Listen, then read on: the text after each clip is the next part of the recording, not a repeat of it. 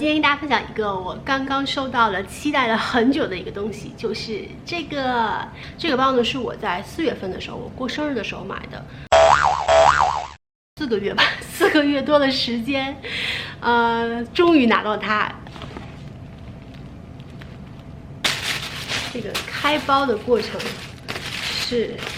最爽的。这个布袋上呢有 Chanel 的 logo。好多层啊，就是这个 Chanel 19的小包真的很可爱。我觉得虽然等了4个月，但是拿到它，我觉得哎呀，好吧，值得等待了，就是挺漂亮的还是然后呢，它的皮质是一个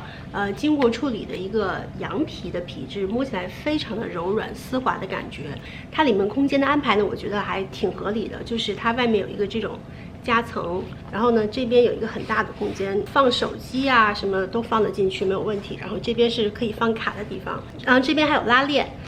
拉开，里面是一个这样的一个 Chanel logo， 这一层可以放一些就是贵重的东西，然后这边还有一个小单层，可以，其实这一层这里面做的还蛮深的，像之前的我的 Classic Flap 这个地方也都是有拉链的，但是拉开之后里面就真的很窄一点点，其实放不进什么东西。但这个的深度的话是完全可以放得进去，比如说像名片呀、卡呀，这边都可以装得进去，没有问题。还有零钱，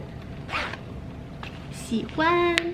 在买这只包的时候呢，其实我有把所有的Chanel 19的不同尺寸都试了一遍。那现在我跟大家分享一下，就是我试这个不同尺寸的一个体验。因为其实Chanel 19的这只包跟以往的Chanel包都不太一样。以往的Chanel包都是长的那种比较有棱角的那一种，比较修饰身材。但是呢，这只Chanel 19它的这个设计的感觉就是那种软趴趴、很慵懒、很随性的感觉，就是很漂亮。但是其实有些挑身材，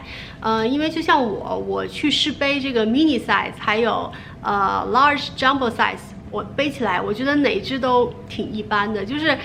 看起来会让我显得更加的臃肿。就大家看我其实我身高是165，然后我不是一个瘦的人，这样的一个包就是本身看起来非常好看，但是在我身上我就觉得会放大我的缺点，而只有这只 Volley Chain 就是它还是那种看起来比较有棱角的，它没有就是那种特别过软的那种感觉，所以这只包我背起来是好看的，这也是为什么我选择它的原因。所以我觉得就是如果你是那种比较瘦的话，那像Chanel 19这只包，真的是一定要入，就是会背起来非常的好看。就是我觉得你可以不考虑身高这个因素，只考虑就是你日常生活就是习惯的这个原因去选择尺寸就可以了，哪一只上身都会很好看。但如果你像我一样是那种比较圆润的那种身形的话，那我觉得买Chanel 19这只包一定要去店里试背，仔细比较之后再去做决定，这样呢就不会买一个你不会背的包放在那里。这只包的价格呢是3000多，但是呢其实像2.55或者是La Boy 或者是这个 Classic Flap 的 Volley Chain 的价格呢一般都是在2000多块左右，所以这只包其实性价比并不高。但是呢这只包真的就是很漂亮，